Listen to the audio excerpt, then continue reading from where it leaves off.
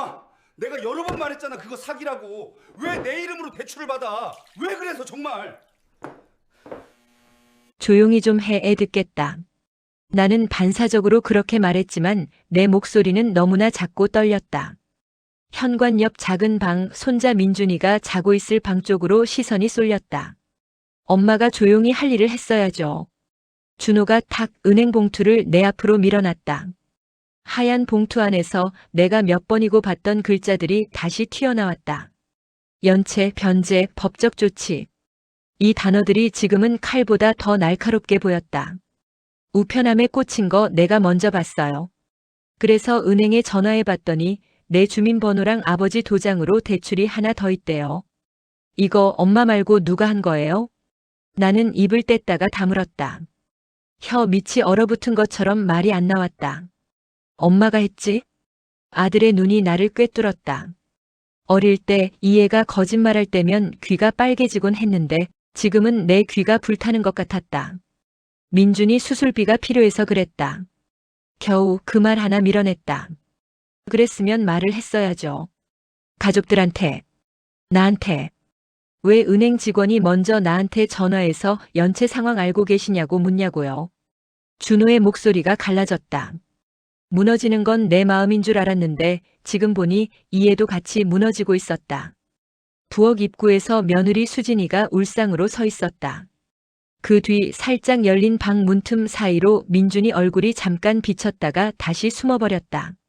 엄마, 이거 아버지 도장 찍혀 있더라. 이번엔 둘째 딸 혜진이가 나섰다. 손에 구겨진 서류를 들고 있었다.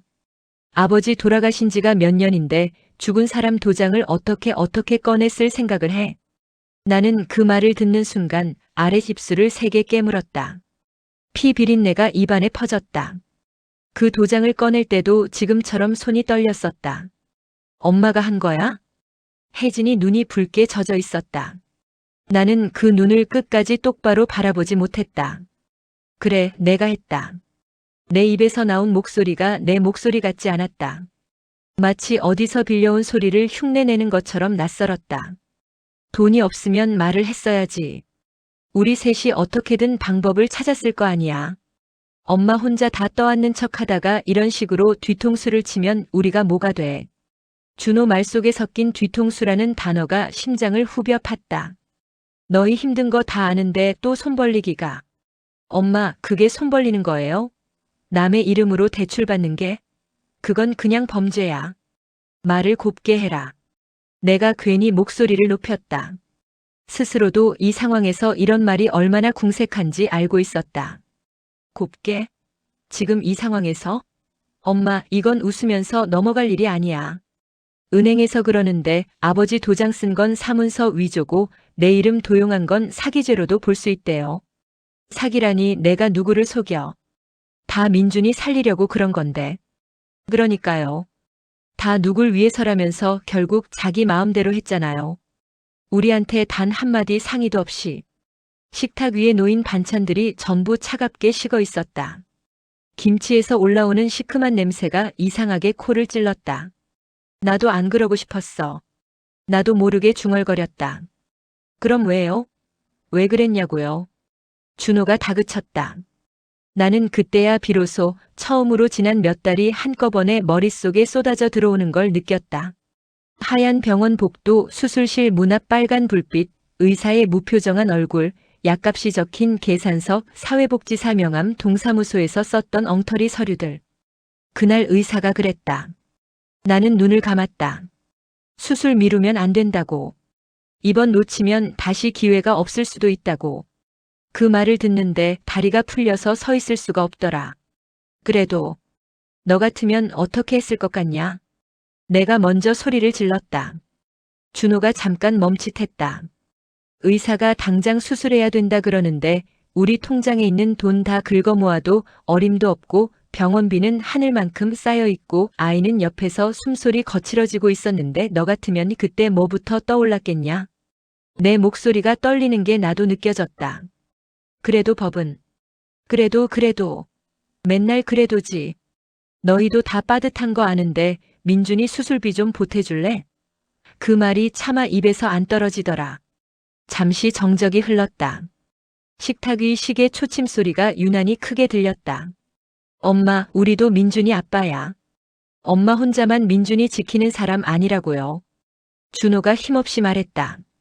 그제야 그의 얼굴이 제대로 보였다.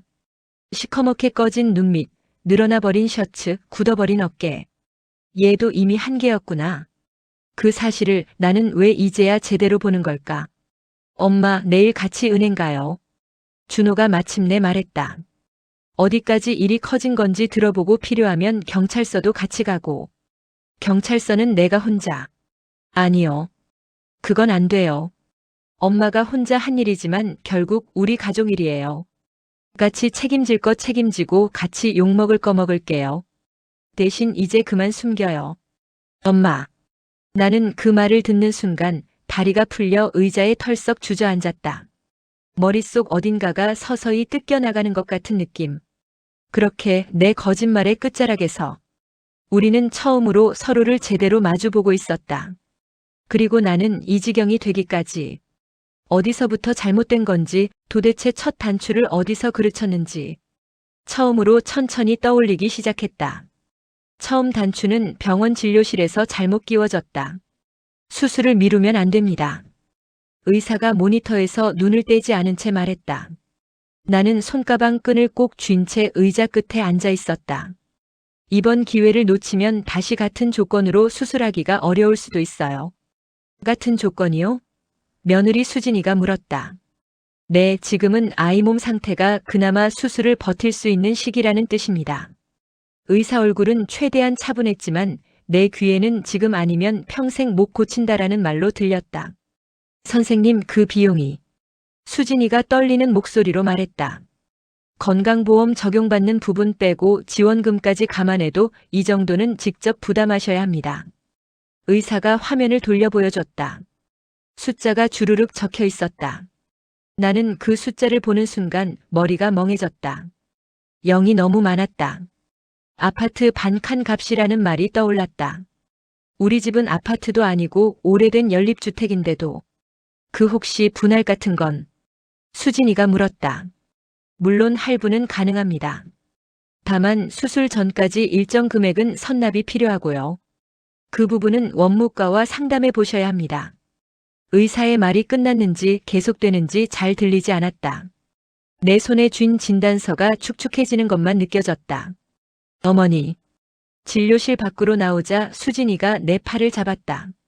어머니, 저 많이 들어가네요. 저희 모아둔 돈이 조금 있긴 한데 그거 다 털어도 안 될 것 같아요.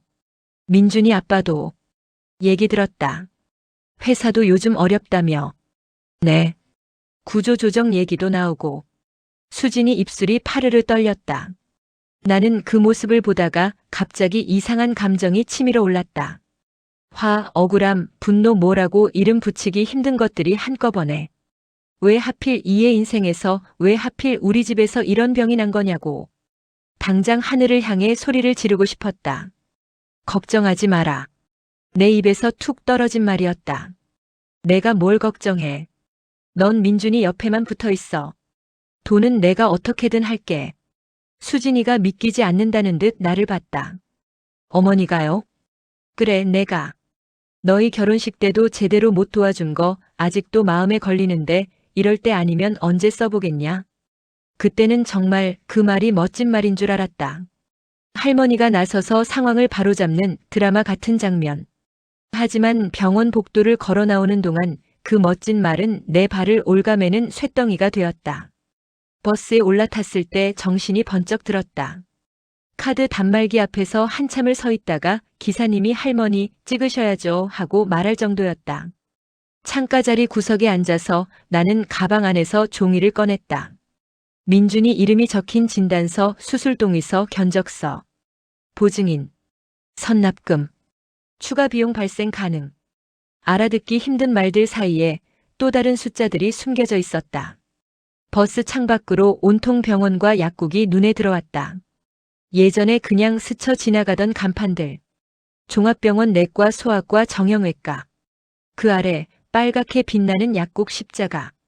어디서부터 이렇게 꼬였을까? 머릿속에서 과거가 스쳐갔다. 남편이 쓰러졌던 해겨울.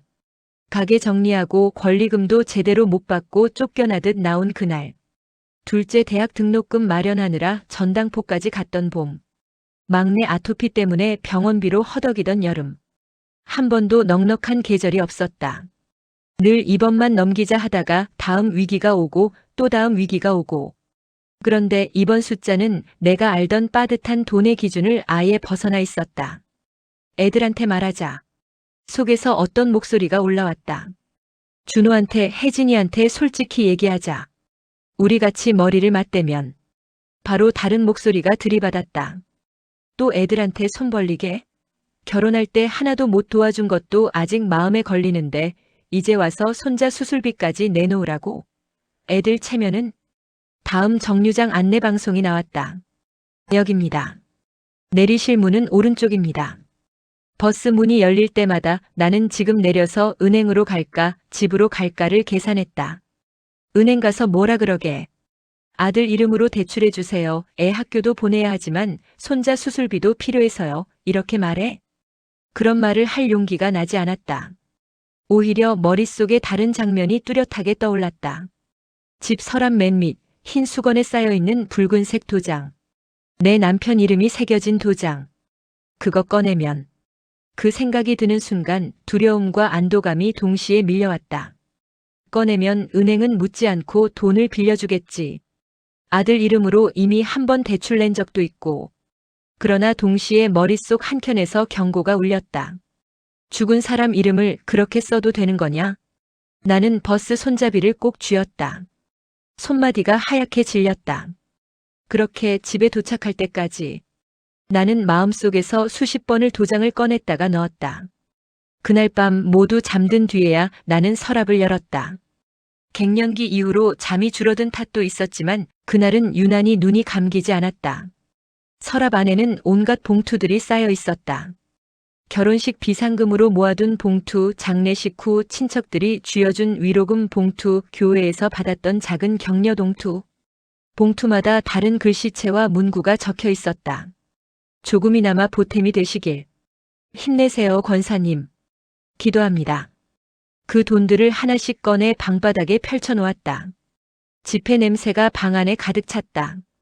하지만 아무리 세어도 의사가 말하던 그 숫자에는 한참 못 미쳤다. 수북하다고 생각했던 봉투들이 갑자기 초라해 보였다. 그리고 그 아래 서랍 맨 밑에서 흰 수건 모퉁이가 슬며시 모습을 드러냈다. 나는 한참을 그 수건을 바라보기만 했다. 손이 떨어지지 않았다. 여보. 마침내 수건을 꺼내며 나는 그렇게 불렀다. 수건을 풀자 붉은색 강목 도장이 모습을 드러냈다. 시간이 흘러도 인주가 스며든 자국은 선명했다. 박. 남편 이름. 장례식 끝나고 도장을 수건에 싸넣으면서 나는 마음속으로 작게 인사를 했었다. 이제 당신 이름으로는 아무것도 안 할게. 앞으로는 내가 알아서 할게. 그 약속을 나는 지금 어기려 했다. 당신이었으면 어땠을까? 입에서 중얼거림이 새어나왔다. 남편은 묵묵히 돈을 벌어오는 사람이었다. 밤일을 나가도 허리 삐끗해도 입에서 투정 한 번 안 나왔다. 막내가 고열로 입원했을 때도 그는 병원 복도에서 말없이 고개만 숙이고 서 있었다. 그리고 나중에 담배를 끊은 그날 밤에 말했었다. 돈은 어떻게든 다시 벌면 되는데 사람은 그렇게 안 되잖아. 우리 애만 살려주면 나머지는 내가 다 감당할게. 그 말을 떠올리자 내 손이 조금 덜 떨리기 시작했다. 그래, 당신도 그랬잖아. 우리 애 살리려고 몸 상하는 줄도 모르고 뛰어다녔잖아. 나는 그 기억에 기대어 조심스럽게 도장을 손에 쥐었다. 손바닥에 차가운 나무 감촉이 느껴졌다. 그렇게 첫 거짓말의 실마리가 내 손 안에 들어왔다. 은행 창구에 앉았을 때도 나는 마지막까지 망설였다. 어머님, 어떤 용도로 대출을 필요로 하시나요? 직원이 웃는 얼굴로 물었다. 그냥 생활비가 좀 부족해서. 입에서 먼저 튀어나온 말은 또 다른 거짓말이었다. 손자 수술비라는 말을 참아 못했다. 그러면 자녀분들은요? 라는 질문이 돌아올 것 같아서. 이전에 이 이름으로 대출 받으신 적이 있네요. 직원이 화면을 보더니 고개를 끄덕였다. 예, 그때도 남편이 글씨 쓰는 게 힘들어서 제가 대신 다 처리했어요. 거짓말은 생각보다 쉬웠다. 입 밖으로 한 번 나오자 그 다음 말이 자연스럽게 따라 나왔다. 이번에도 같은 방식으로 하시면 되고요. 다만 요즘은 가족동의 관련 서류가 조금 더 까다로워져서. 아, 예. 가족들도 다 알고 있어요. 알고 있기는커녕 지금 이 순간에도 아무것도 모른 채 각자 일하고 있을 애들 얼굴이 떠올랐다. 나는 도장을 꺼내 들었다. 붉은 인주에 도장을 찍는 순간 남편 이름이 나를 노려보는 것 같았다. 당신 정말 이럴 거야? 도장이 서류 위에 눌릴 때 붉은색이 종이에 번졌다. 피처럼 죄처럼. 창고 직원은 아무 말하지 않았다. 서류를 정리하며 이렇게 말했다. 승인 나면 바로 연락드릴게요. 통장으로 들어가니까 그쪽에서 잘 관리하시면 됩니다. 그 말은 이제부터는 알아서 하세요라는 뜻이었다. 나가는 길 은행 유리문에 내 얼굴이 비쳤다. 생각보다 더 늙어 보이는 얼굴. 이 나이에 내가 무슨 짓을 한 거냐? 그런 생각이 잠깐 스쳤다. 하지만 곧이어 병원 수술실 문 앞에서 떨고 있을 며느리 얼굴이 떠올랐다. 어쩔 수 없었어. 스스로에게 그렇게 말하면서 나는 두 번째 거짓말의 문을 열고 들어갔다. 대출금이 들어온 날 통장 잔액을 본 나는 잠깐 숨이 멎는 기분이었다. 숫자가 평소보다 훨씬 길었다. 얼마나 오랜만에 보는, 아니 평생 처음 보는 숫자인지. 이 돈이면 수술비 선납은 되겠지. 나는 곧바로 은행에서 병원으로 돈을 이체했다. 송금 버튼을 눌러야만 하는 손가락이 한없이 무거웠다. 그날 저녁 병실에서 수진이가 물었다. 어머니, 병원비는 어떻게 됐어요? 나는 숨을 한번 고르고 말했다. 옛날에 너희 아버지랑 들어둔 보험이 하나 있다. 그거 만기돼서 받은 돈 조금이랑 적금 탄 거 합치니까 어느 정도는 되더라. 보험이요? 수진이 눈이 동그랗게 커졌다. 어머, 그런 말씀을 왜 이제야? 우리 결혼할 때도 힘드셨을 텐데. 그땐 아직 만기가 안 됐으니까. 나는 자연스럽게 말을 이어갔다. 이 거짓말은 이상하게도 술술 나왔다. 마치 원래부터 있던 이야기인 것처럼. 어머니 정말 감사합니다. 수진이가 고개를 깊이 숙였다. 덕분에 우리 민준이 살릴 수 있어요. 덕분에라는 말이 가슴에 꽂혔다. 그 말은 칭찬이 아니라 무거운 짐처럼 느껴졌다. 수술날 아침 우리는 수술실 앞 복도에 줄지어 서 있었다. 민준이는 휠체어에 앉아서 하얀 수술복을 입고 있었다. 할머니, 나 금방 나와? 그럼. 내가 워낙 튼튼해서 의사 선생님이 깜짝 놀랄 거다. 나는 아이 손을 꼭 잡고 말했다. 나 무섭진 않은데. 민준이가 작게 속삭였다. 근데 할머니가 더 무서워하는 것 같아. 아이 말에 나는 웃는 척하면서도 눈을 피했다. 수술실 문이 열리고 간호사가 나왔다. 보호자분, 여기 서류 한 번만 확인해 주세요. 멸균 수술복 장갑을 낀 손이 동의서를 내밀었다. 이미 수십 번 읽어본 그 동의서였다. 수술 중 예기치 못한 상황이 발생할 수 있으며 사망 가능성에 대한 설명을 충분히 들었으며 서류 속 문장들이 돈과 섞여 머릿속에서 뒤죽박죽이 됐다. 어머니, 보험금은 언제쯤 들어온대요? 아들이 슬쩍 물었다. 아, 요즘 절차가 복잡해서 좀 걸린다더라. 그래도 이번 수술비 정도는 미리 땡겨 쓸 수 있다고 해서. 나는 어제 새벽까지 고민하며 만들어낸 문장을 그대로 읊었다. 엄마 정말 다행이에요. 솔직히 말하면 우리 둘 힘으로는 엄두도 못 냈을 거예요. 아들 얼굴에 안도감이 스쳤다. 그 표정이 내 마음을 더 깊이 찔렀다. 수술실 문이 덜컥 닫히는 소리가 났다. 수술 중이라는 빨간 불이 켜졌다. 그 불빛 아래에서 내 거짓말은 점점 더 짙어지고 있었다. 수술은 기적처럼 잘 끝났다. 일단 수술은 계획대로 잘 됐습니다. 의사가 말했다. 그 말에 우리는 한꺼번에 숨을 내쉬었다. 하지만 이어진 말은 우리의 긴장을 다시 조여왔다. 앞으로 경과를 좀 더 지켜봐야 하고요. 재활치료랑 정기 검사가 필요합니다.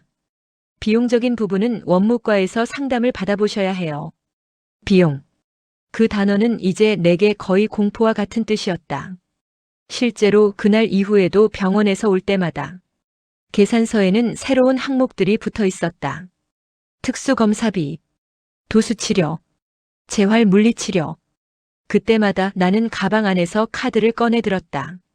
그 카드가 곧 우리 집 목줄이라는 걸 알면서도 대출 이자는 쉴 틈 없이 붙어갔다. 원금은 줄어드는 속도보다 이자가 늘어나는 속도가 더 빨랐다. 어느 날 우편함에 끼워진 두툼한 봉투 하나가 눈에 띄었다. 은행 로고가 선명했다. 거기엔 이렇게 적혀 있었다. 귀하의 대출금이 2개월 이상 연체되어 보증인 및 가족에게 통보될 수 있음을 알려드립니다. 내려가던 심장이 다시 올라와 목을 막았다. 2개월 벌써? 나는 현관 바닥에 털썩 앉아 그 종이를 읽었다. 눈앞이 핑 돌았다. 이제 숨길 수가 없구나. 머릿속에서 어떤 목소리가 말했다. 지금이라도 애들한테 말해라. 큰일 나기 전에 같이 방법을 찾자고. 그때 또 다른 목소리가 속삭였다. 지금 말하면 그동안 했던 거짓말이 다 드러나. 보험 얘기, 허리 아프다던 거, 교회에서 구제연금 받던 거 다. 그럼 너 어떤 얼굴로 애들 앞에 서려고. 나는 종이를 구겨 쥐며 눈을 감았다. 환청처럼 민준이가 웃는 얼굴이 떠올랐다. 할머니, 나 때문에 힘들지? 언제 했는지도 모를 그 말이 귀에 다시 들리는 것 같았다. 아니야, 우리 민준이는 아무 걱정하지 마. 그때 내가 했던 대답도 같이 떠올랐다. 아이한테까지 거짓말을 하고 있다는 사실이 이제는 견디기 힘들 정도로 무거워졌다. 은행 연체 안내장을 손에 쥔 채 나는 결국 병원 사회복지실 문을 찾아갔다. 몇 달 전 복도에서 명함 한 장을 쥐어주던 그 여자의 얼굴이 떠올라서였다. 어머니 오셨네요. 사회복지사가 나를 보자마자 자리에서 일어났다. 그때 명함 드렸는데 연락이 없어 걱정했어요. 제가 괜히 남한테 손 벌리는 것 같아서. 나는 습관처럼 말끝을 흐렸다. 그런 소리 마세요.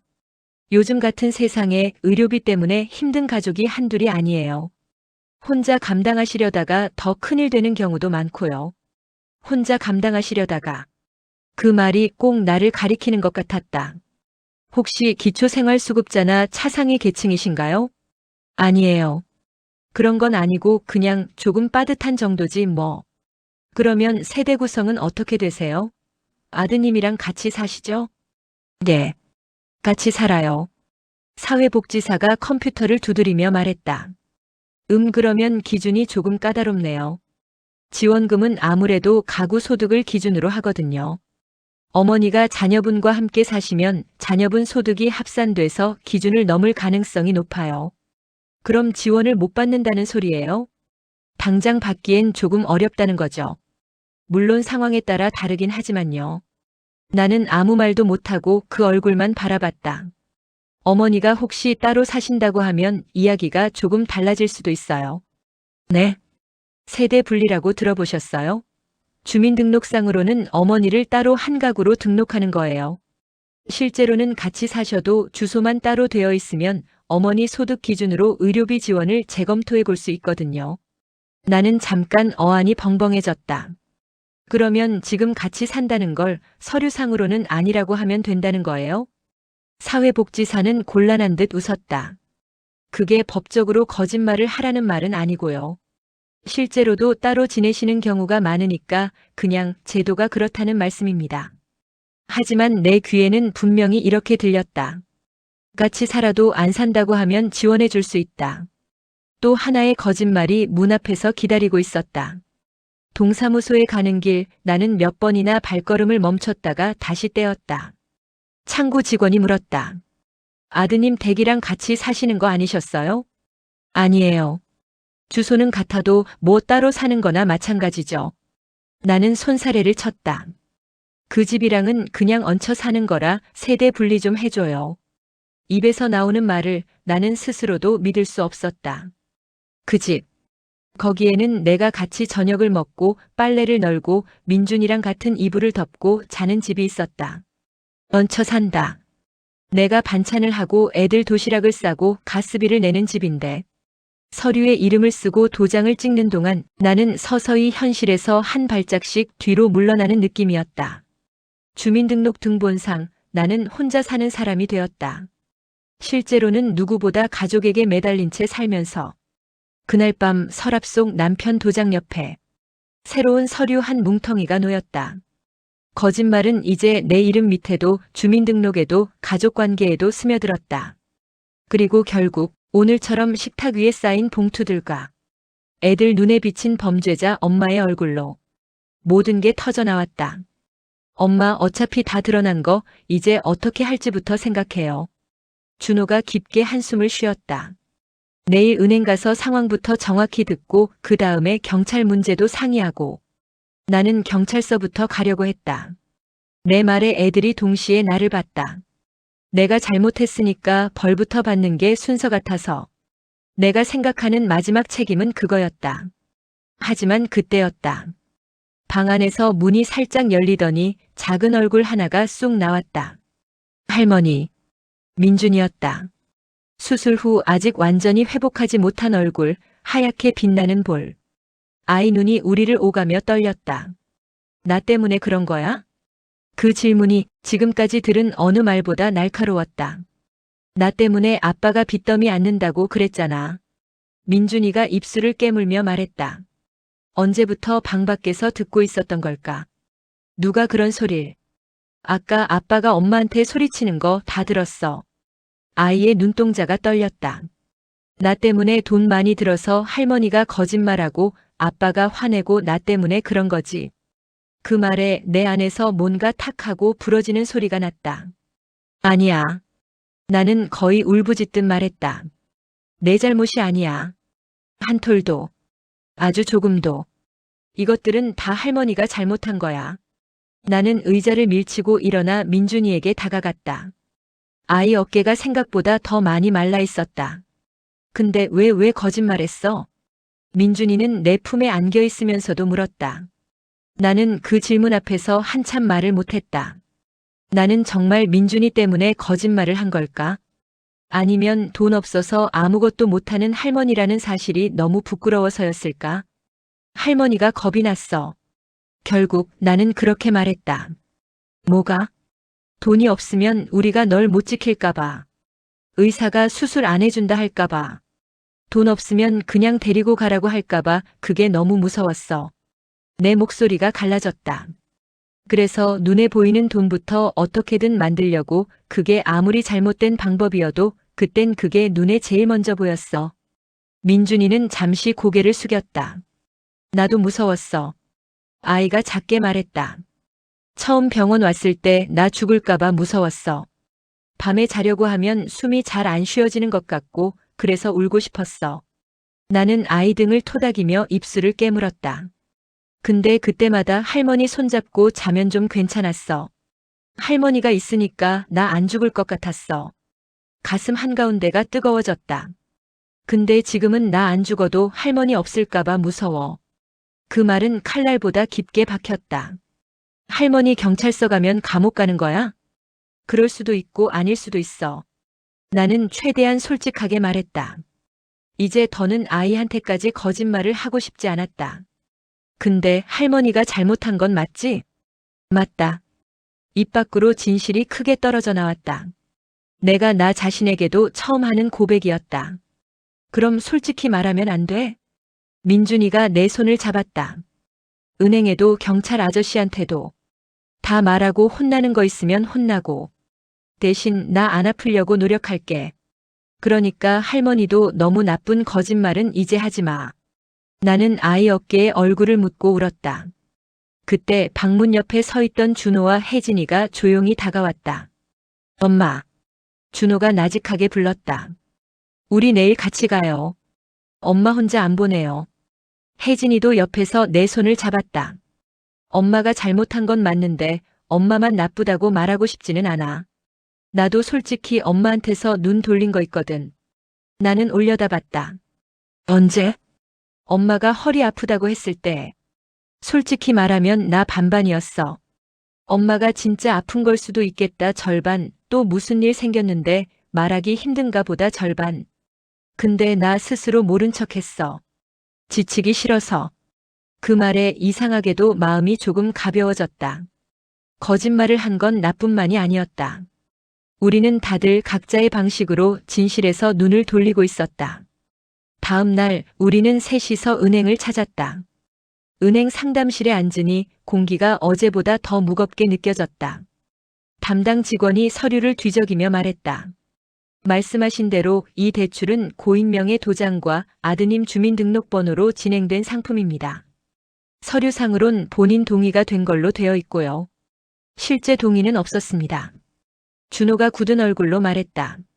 어머니가 제 허락 없이 진행하셨고 아버지 도장도 어머니가 대신 사용하셨습니다. 직원은 안경을 고쳤으며 우리를 번갈아 봤다. 보통 이 정도면 법적인 조치로 넘어갈 수도 있는 사안입니다만 은행에서 고소하실 겁니까? 내 입에서는 그 말밖에 나오지 않았다. 고소라는 두 글자가 혀끝에서 돌았다. 저희가 결정하는 문제라기보다는 내부 심사팀과 상의를 해봐야 합니다.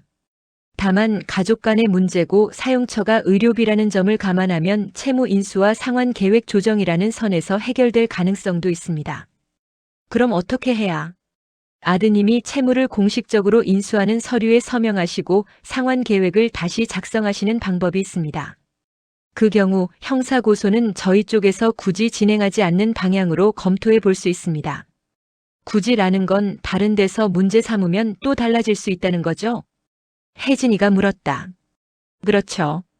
가족분들 간에 고소 고발이 들어오면 저희도 자료 요청에 협조해야 하니까요. 직원 말이 끝나기도 전에 나는 입을 열었다. 난 애들 상대로 고소 같은 건 안 할 거야. 애들이 나를 고소해도 할 말 없고. 준호가 고개를 저었다. 그럴 일 없어요. 엄마를 어떻게 내가. 엄마, 우리도. 혜진이가 말을 이었다. 솔직히 말하면 엄마가 우리가 도와줄 수도 있었는데 왜 말 안 했냐고 할 자격이 없을지도 몰라. 우리가 진짜 엄마 속을 알고 싶었으면 엄마 눈을 좀 더 들여다봤어야 했는데. 나는 손을 올려 둘의 말을 막았다. 됐어. 잘못은 다 내가 했어. 그 말만큼은 끝까지 지키고 싶었다. 하지만 준호는 내 손을 잡고 말했다. 아니요, 엄마. 잘못은 엄마가 했는데 책임은 우리도 같이 질 거예요. 그게 가족이니까. 직원이 서류를 내밀었다. 여기에 채무 인수동에 서명해 주시고요. 이쪽엔 새 상환 계획에 대한 서약입니다. 이자를 조금 줄이는 대신 상환 기간이 늘어나게 되는 구조입니다. 내가 갚을 빚인데 왜 내가 서명을 하냐? 나는 서류를 빤히 바라봤다. 엄마 카드값 할부 내가 대신 갚아줬던 것도 따지고 보면 내 빚은 아니었죠. 준호가 씁쓸하게 웃었다. 근데 갚고 나니까 내일 같더라고요. 지금도 마찬가지예요. 엄마가 혼자 짊어지는 거라고 생각하면 너무 무거운데 우리 셋이 나눠 든다고 생각하면 조금은 버틸 수 있을 것 같아요. 나는 결국 펜을 들었다. 손이 덜덜 떨렸다. 박내 이름. 그 아래 채무자란 칸에 준호 이름이 새로 적혔다. 남편 도장으로 시작한 거짓말은 아들 이름으로 다시 책임을 나누는 서류로 바뀌었다. 서류를 정리하던 직원이 마지막으로 말했다. 참 세대 분리하셨던 거 그 부분도 다시 확인해 보시는 게 좋겠습니다. 나중에라도 문제가 될 수 있으니까요. 나는 고개를 끄덕였다. 다시 돌려놓을게요. 원래대로. 내가 한 거짓말들을 하나씩 제자리로 돌려놓는 작업이 이제 막 시작되는 것 같았다. 은행 문을 나오는 길 하늘이 눈부시게 맑았다. 엄마 힘들어요? 혜진이가 물었다. 힘들지. 근데 조금은 속이 시원하다. 나는 솔직하게 말했다. 그래도 이제 누가 날 경찰서에 데려가든 뭐라고 묻든 숨길 건 없으니. 준호가 씁쓸하게 웃었다. 엄마, 경찰서 일은 일단 보류해봐요. 은행에서 굳이 안 한다고 했으니까. 우리가 먼저 찾아가서 저 잡아가세요 하면 거기도 당황할걸요. 그래도 죗값은 치러야지. 치르죠. 대신 우리 방식대로. 준호가 하늘을 올려다보며 말했다. 이자 몇 년 동안 같이 갚고 엄마가 우리한테 거짓말할 때마다 손목 딱 때리게 하고 민준이한테는 다시는 너 때문에 같은 말 안 하기로 하고. 그게 훨씬 현실적인 벌 아닐까요? 나는 그 말을 들으며 처음으로 웃음에 가까운 걸 흘렸다. 며칠 뒤 병원 옥상 정원에서 민준이와 나는 나란히 앉아 있었다. 가을바람이 살랑살랑 불어왔다. 민준이 손에는 작은 비눗방울 장난감이 쥐어져 있었다. 할머니, 나 이제 많이 안 아파. 그래, 얼굴이 좀 돌아왔다. 내가 민준이 볼을 살짝 꼬집었다. 근데 아직도 여기저기 검사하러 다니긴 해야 된대. 괜찮아. 이제 병원은 좀 익숙해졌잖아, 그치? 응. 근데 할머니가 같이 오니까 덜 무서워. 민준이가 내 팔에 얼굴을 비볐다. 나 나으면 진짜 의사 될 거야. 또 그 소리네. 왜 의사? 돈 많이 버니까. 나는 웃었다. 돈 많이 벌어서 뭐 하게. 돈 없어서 치료 못 받는 사람들 공짜로 봐줄 거야. 할머니 같은 사람이 거짓말 안 해도 되게. 아이 말에 웃음과 눈물이 동시에 치밀어 올랐다. 할머니는 이제 거짓말 안 할 거지? 민준이가 다시 물었다. 나는 잠시 하늘을 올려다봤다. 구름 사이로 햇빛이 새어나왔다. 그래, 안 하려고. 진짜? 진짜. 이제 힘들면 그냥 힘들다고 말하려고. 없는 돈 있다고도 안 하고 안 아픈데 아프다고도 안 하고. 그럼 힘들면 나한테도 말해. 민준이가 의젓하게 말했다. 나도 돕게. 내가 뭘 도와. 할머니 말상대라도 해줄 수 있잖아. 나는 결국 소리내 웃었다. 그래, 우리 의사 선생님. 나중에 할머니 무릎 아프면 돈 안 받고 봐라. 당연하지. 가족은 공짜야. 민준이가 환하게 웃었다. 그 웃음 속에서 나는 비로소 내가 지키고 싶었던 것이 돈이 아니라 이 아이의 웃음이었다는 걸 다시 떠올렸다. 집에 돌아온 저녁, 우리는 오랜만에 같은 식탁에서 밥을 먹었다. 준호가 말을 꺼냈다. 엄마, 앞으로 우리 돈 얘기 좀 자주 해요. 나는 숟가락을 들던 손을 멈췄다. 돈 얘기를 자주 하자고. 네. 그동안은 서로 눈치만 보고 힘들어도 힘들다고 말을 안 했잖아요. 그러다 이렇게 돼버린 거고. 혜진이가 고개를 끄덕였다. 엄마 생활비, 카드값, 병원비 우리 셋이 같이 보고 같이 계획 세우자. 많이는 못 도와도 적어도 엄마 혼자 머리 싸매고 거짓말할 일은 없게. 그 말이 이상하게도 고마웠다. 마치 내 삶의 일부를 다시 가족품으로 돌려주는 것 같아서. 엄마, 나도 한마디 해도 돼? 민준이가 손을 번쩍 들었다. 응. 나도 나중에 돈 벌면 할머니한테 월세 줄 거야. 할머니가 나 살려줬으니까. 얘가 또 별소리다. 웃음이 터졌다. 그 웃음소리가 거실 천장에 부딪혀 다시 내려왔다. 나는 그 소리를 들으며 생각했다.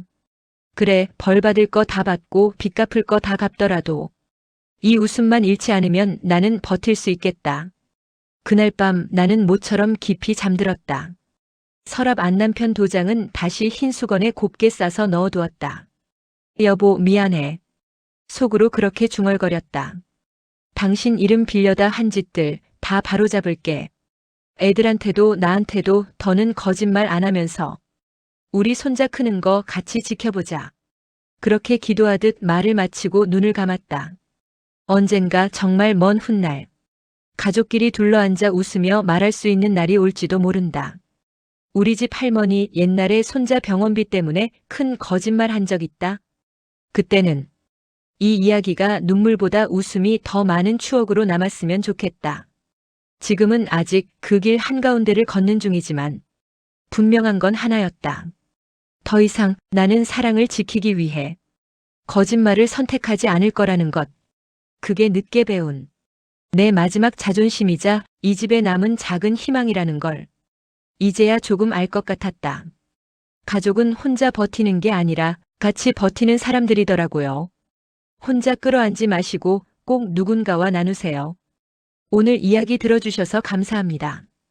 구독과 좋아요 큰 힘이 됩니다.